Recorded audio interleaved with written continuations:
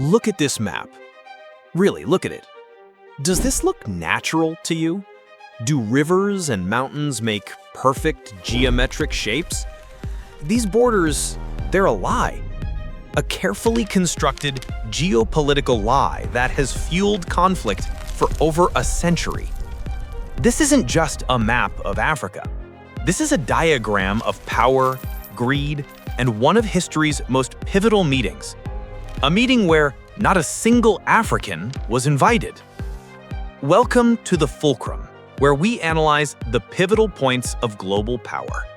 Today, we're exposing the greatest cartographic deception of the modern world, the map of Africa itself. The weirdness you see isn't a coincidence. It's the direct result of a single catastrophic event in 1884 that placed a fulcrum under the entire continent and leveraged it into the shape we see today.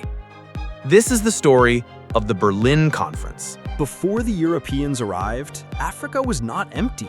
It was a complex mosaic of thousands of nations. Their borders were fluid, based on geography, culture, and language. They made sense. But then came the scramble for Africa.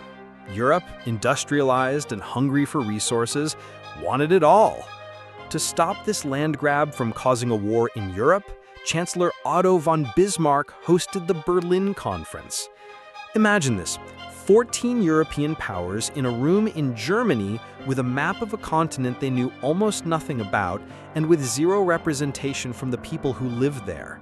Their goal? Simple, to divvy up the spoils without stepping on each other's toes. Their tools? A compass, a straight edge, and a pencil.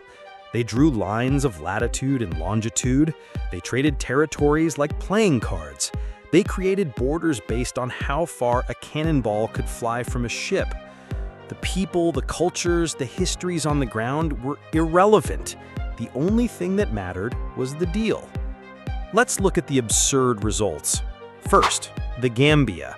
It exists solely as a thin strip of land around the Gambia River, completely surrounded by Senegal. Why? Because the British controlled the river for trade and the French owned the land around it. The border was literally negotiated based on naval cannon range. Second, the Caprivi Strip.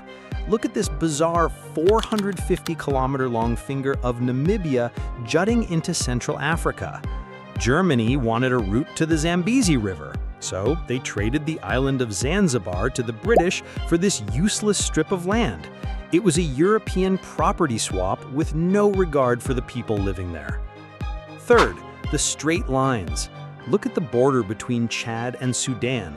That's not a river, it's the 14th parallel north, a line on a globe. It's sliced through ethnic groups, severed grazing routes, and divided communities overnight. This 140-year-old meeting in Berlin isn't just history. It is the active, ongoing fulcrum of instability in Africa today. When these colonies gained independence in the 20th century, they were forced to keep these arbitrary borders. The result? Borders that create conflict by design. Ethnic strife. The Somali people were divided between 5 different countries. Resource wars. Oil and diamonds are often found on these arbitrary borders, leading to endless disputes. Economic chaos. Landlocked countries like Chad and Niger are crippled, cut off from sea trade by lines on a map. Impossible nation building. How do you create a national identity when your country is a random collection of rival groups forced together by a foreign diplomat? So the next time you see a map of Africa, remember what you're really looking at. You're not looking at a representation of reality. You're looking at a fossil of European colonialism. But here's the crucial part. Africa is not defined by this map. The resilience, innovation, and spirit of its people are writing a new story over these old lines. Understanding this history isn't about casting blame. It's about understanding the foundational pressures that still shape global politics today. It's about finding the fulcrum. This is the power of geopolitics. It's not just about the past, it's the key to understanding the present. If you want to understand the world's pivotal points, you need to understand the maps. And to understand the maps, you need to know the history behind them. If this analysis shifted your perspective, then you belong here. hit subscribe, ring the bell, and let me know in the comments which other bizarre borders should we analyze next. This is the Fulcrum. I'll see you in the next video.